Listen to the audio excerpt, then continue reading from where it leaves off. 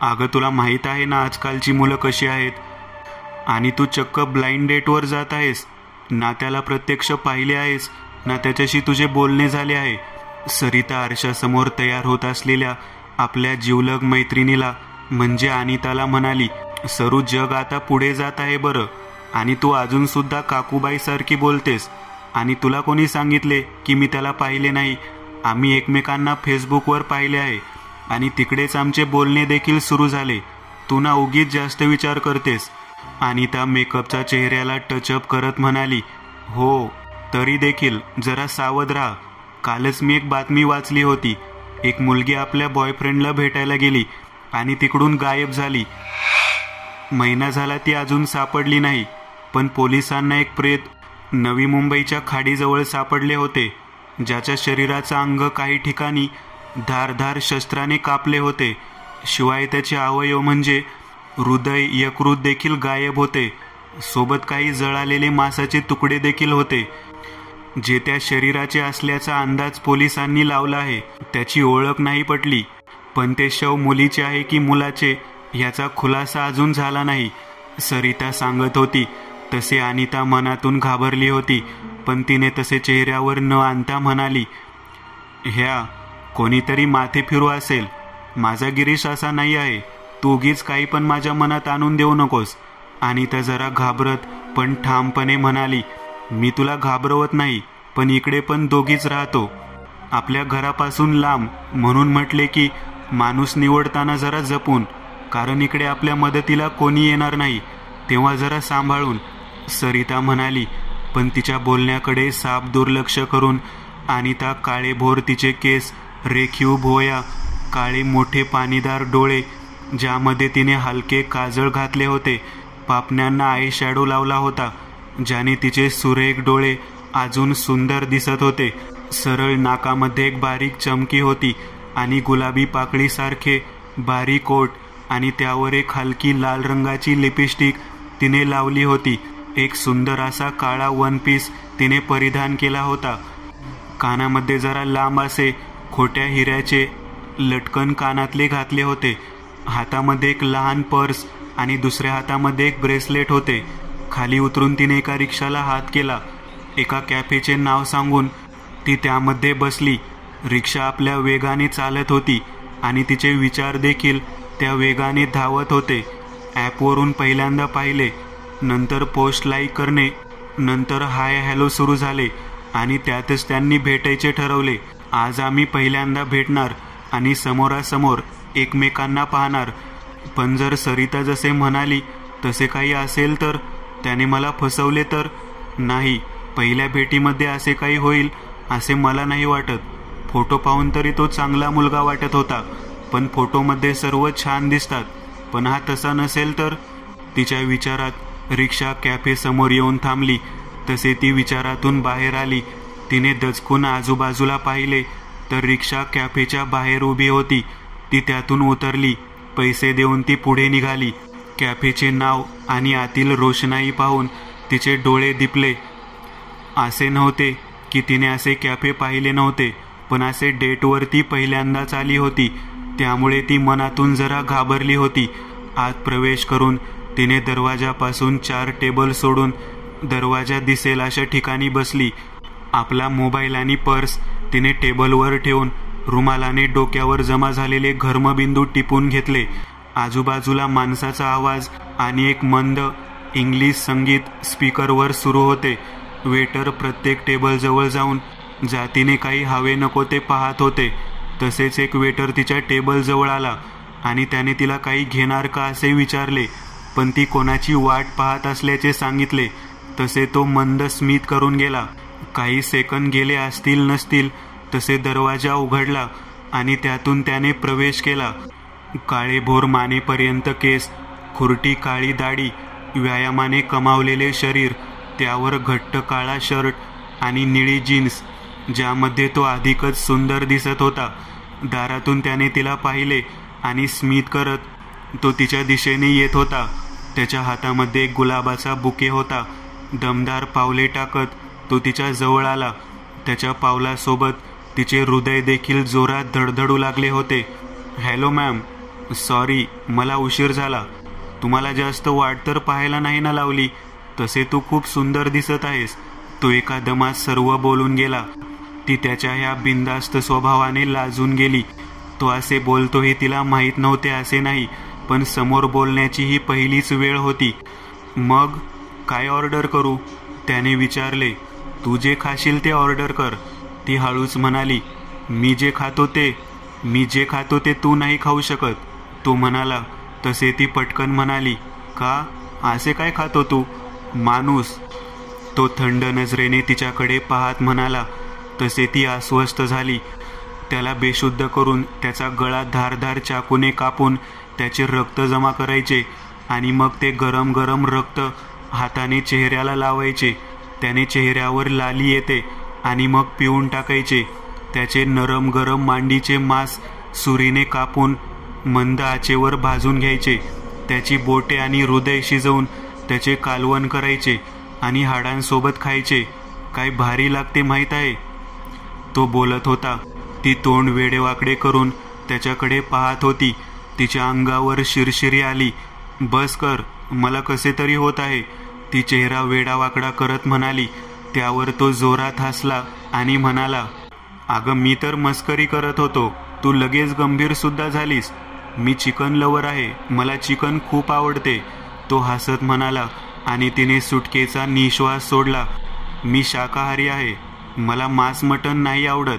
गरीब प्राण्याचा जीव घेऊन आपले पोट कोण कसे भरू शकते, मी याच्या विरुद्ध आहे, ती म्हणाली. त्यावर त्याने फक्त मान डोलावली. त्याने एक कोल्ड कॉफी आणि काही स्नॅक्स ऑर्डर केला आणि ते तिकडे गप्पा मारत राहिले. त्याने दिलेल्या माहितीनुसार ह्या शहरात तो एकटाच होता. त्याचे कुटुंब हे उत्तर प्रदेशमध्ये होते. इकडे तो गेली 2 वर्ष एकटा राहत होता आणि त्याचा खास असा मित्र परिवार देखील नव्हता. हिच्या आधी त्याच्या 2 मैत्रिणी होत्या ज्यांना त्याने सोडून दिले होते. ती देखील इकडे एकटी फ्लॅट भाड्याने घेऊन एकटी राहत होती. एका कंपनीमध्ये ती कामावर होती. गावाकडे आई आणि बाबासोबत एक लहान भाऊ होता जो शाळेत शिकत होता. साधारण 2 तासाच्या भेटीने ते उठले आणि कॅफेमधून बाहेर पडले. चल मी निघते, मला उशीर झाला आहे, उद्या ऑफिस पण आहे, ती म्हणाली. तसे त्याने तिच्याकडे पाहिले आणि म्हणाला, कशी जातेस, थांब मी सोडतो तुला. त्याने आपली किल्ली मोटरसायकलला लावली. एक किक देऊन त्याने ती सुरू केली. गाडी छान लाल आणि काळ्या रंगाची होंडाची स्पोर्ट बाईक होती. बस सोडतो तुला, मानेने मागच्या सीटकडे खून करत तो म्हणाला. अरे खरंच नको, मी जाईन रिक्षाने, तू कशाला त्रास घेतो, ती काळजीने म्हणाली. त्रास, मला कसला त्रास होणार, उलट झाला तर आनंद होईल, अजून तुझ्यासोबत वेळ घालवला त्याचा, तो म्हणाला. आणि त्याने मानेने पुन्हा मागे बसण्याची खून केली आणि ती नाईलाजाने मागे बसली. गाडी भरधाव वेगाने ती सांगेल तशी पळत राहिली. एका जुन्या 3 मजली इमारतीखाली त्याची बाईक उभी राहिली. इकडे राहतेस का, त्याने एक नजर त्या इमारतीकडे टाकली आणि आजूबाजूला फिरवली. ती इमारत एकदम आडबाजूला होती. तिच्या शेजारी एक काम अर्धवट झालेली आणि बंद पडलेली इमारत होती. आजूबाजूचा रस्ता देखील सुनसान होता. ओके बाय, भेटू लवकर, ती म्हणाली. आणि त्याने तिच्याकडे पाहिले. तिला त्याच्या नजरेमध्ये काहीतरी वेगळेपणा जाणवत होता. हे नक्की, हे काय, घराच्या खाली आलो आहे तर घर पाहायला नाही घेऊन जाणार का, त्याने एक स्मित करत गहिऱ्या आवाजात विचारले. त्याचा तो गहिरा आवाज आणि थंड स्वर ऐकून ती पहिल्यांदा घाबरली, पण आता नाही कसे म्हणायचे म्हणून ती हसून त्याला म्हणाली, अरे नाही, चल ना वर बसून एकत्र जेवण करू, मी पण काहीतरी ऑर्डर करणारच होते आणि एकटीला जेवायचा कंटाळा येतो. तशी माझी एक मैत्रीण येते सोबतीला जेवायला, पण आज का काय माहीत अजून आली नाही. अस्वस्थ होऊन रस्त्याकडे पाहत ती म्हणाली. ती ज्या दिशेला पाहत होती त्याने देखील तिकडे पाहिले आणि म्हणाला, काही काळजी करू नको, माझे उरकायच्या आत ती आली तर तिला पण सोबत घेईन. तो एक भुवई वर उडवत कोणातून स्मित करत म्हणाला, हो ना, चल पुढे, त्याला म्हणाली. आणि पुन्हा एकदा आशाळभूत नजरेने तिने रस्त्याच्या दिशेला पाहिले, पण तिकडे कोणी नव्हते. तिने चावीने घराचा दरवाजा उघडला आणि एक मंद सुगंधाने त्या दोघांचे स्वागत केले. तिने झटपट दिवे लावले. घर तसे मोठे होते, पण सामान कमी असल्याने ते अजून मोठे दिसत होते. हॉलमध्ये एक सोफा आणि 2 खुर्च्या. त्याच्या समोर एक काचेचा टीपॉय होता. समोर टीव्ही भिंतीला लावला होता. त्याच्या बाजूला एक लाकडाचे कपाट होते, ज्यामध्ये काही मेडिकलची पुस्तके रचून ठेवली होती. ते पाहून त्याला आठवले की अनिता मेडिकल स्टुडंट आहे हे तिने सांगितले होते. तिने दोघांचे जेवण ऑर्डर केले आणि ते गप्पा मारत बसले असताना तो अचानक तिच्यासोबत लगट करू लागला. तिच्या शेजारी जाऊन बसला आणि तिच्या गालांना, मांडीला आणि पोटाला स्पर्श करू लागला.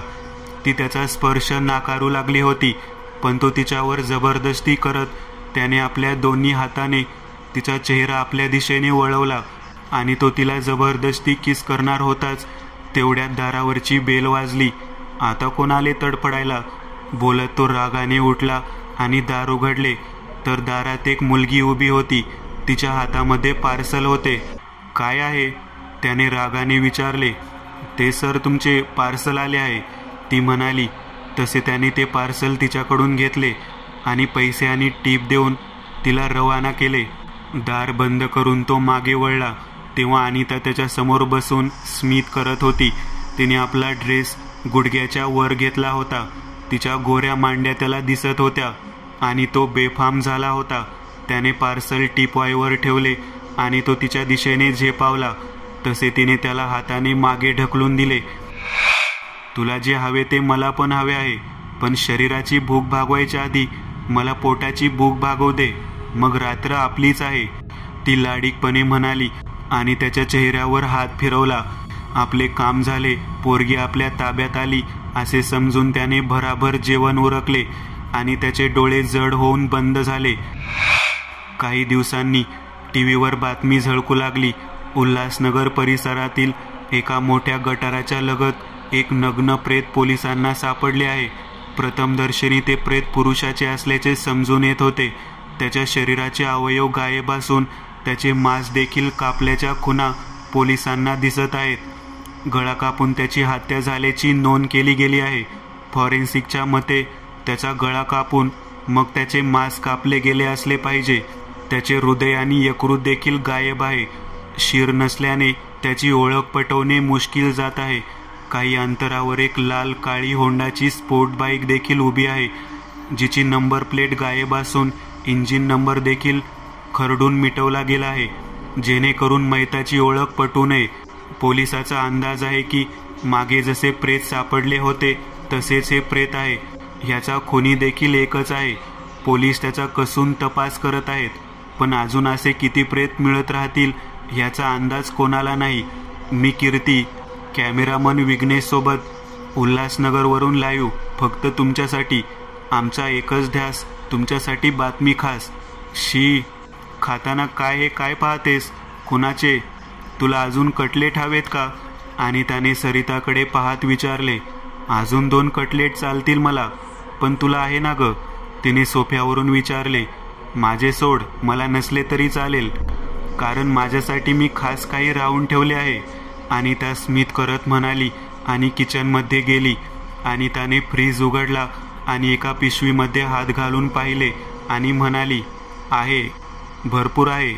अजून 2 दिवस तरी, काही नाही केले तरी पुरेल एवढे आहे.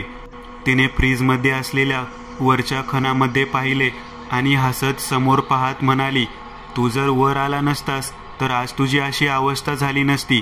बोलून तिने हातामध्ये काहीतरी लाल भडक घेतले आणि दाताने एक लचका तोडून तो कर करत खाऊ लागली. त्या फ्रीजच्या वरच्या खणामध्ये गिरीशचे कापलेले मस्तक होते, ज्याचे सताड उघडे डोळे समोर पाहत होते. आणि ती जे लचके तोडून खात होती ते गिरीशचे काळीज होते. त्या नाल्याच्या शेजारी पडले होते गिरीशचे बेवारस प्रेत आणि त्याच्याच मांसाचे तयार केले गेले होते ते कटलेट, जे त्या दोघी आनंदाने खात होत्या. त्या दिवशी गिरीशला फक्त पाहून त्याला फायनल करायचे होते, पण गिरीशचा उतावळेपणा त्याला नडला आणि तो वरपर्यंत घरी आला. जेवणाची ऑर्डर करते सांगून आणि त्याने सरिताला मेसेज केला आणि गिरीश घरी आल्याचे सांगून जेवण घेऊन येण्यास सांगितले. जेवणामध्ये आधीच गुंगीचे औषध असल्याने ते खाताच त्याची शुद्ध हरपली आणि मग त्या दोघींनी मिळून त्याचा आधी गळा चिरला आणि मग त्याच्या मांसाचे तुकडे केले, काळीज आणि यकृत काढून घेतले आणि राहिलेले शरीराची विल्हेवाट लावून गाडी देखील सोडून दिली. मागे घडलेल्या घटनेमध्ये देखील त्याचे नाव आले नव्हते. सतत घरात मंद सुवास दरवळत असल्याने घरात कुचका सडका वास येत असे आणि आम्हाला तर रोज नॉनव्हेज लागते असे सर्व इमारतीमध्ये सांगितल्याने त्याच्या घरातून रोज मांस तळल्याचा वास आला तरी कोणी शंका घेऊ शकत नव्हते. सरिता IT मध्ये कामाला असल्याने तिच्या संगणकावर प्रभुत्व होते, ज्या माध्यमातून तिने फेसबुकवर एक अकाउंट उघडले होते आणि ते आपले सावज शोधत असत. तरुण मुलगा आणि शहरामध्ये एकटाच राहणारा, जास्त मित्रपरिवार नसलेल्या अशा मुलांना ते जाळ्यात पकडत आणि चॅट करून मैत्री करून त्याला भेटायला बोलवून त्याची अंगकाठी आणि इतर माहिती तपासून घेऊन त्याला 2 दिवसांनी घरी बोलवत आणि मग ए सरू, आता नवीन सावज शोधायचे का? आणि त्याने मिश्किल हसत विचारले. अरे नेकी और पूछपूछ, नक्कीच शोधू. ही कथा ऐकणारे आहेत ना तरुण, त्याच्यातला एक ठरू आणि मग त्याला फ्रेंड रिक्वेस्ट पाठवू. नंतरचं तुला तर माहीतच आहे. बोलून त्या दोघी जोरजोरात हसू लागल्या आणि त्याच्या हातामध्ये असलेले ते पायाचे ते लाल मांस दाताने ओढून करा चावत ग्लासमधील रक्त रिचवू लागल्या.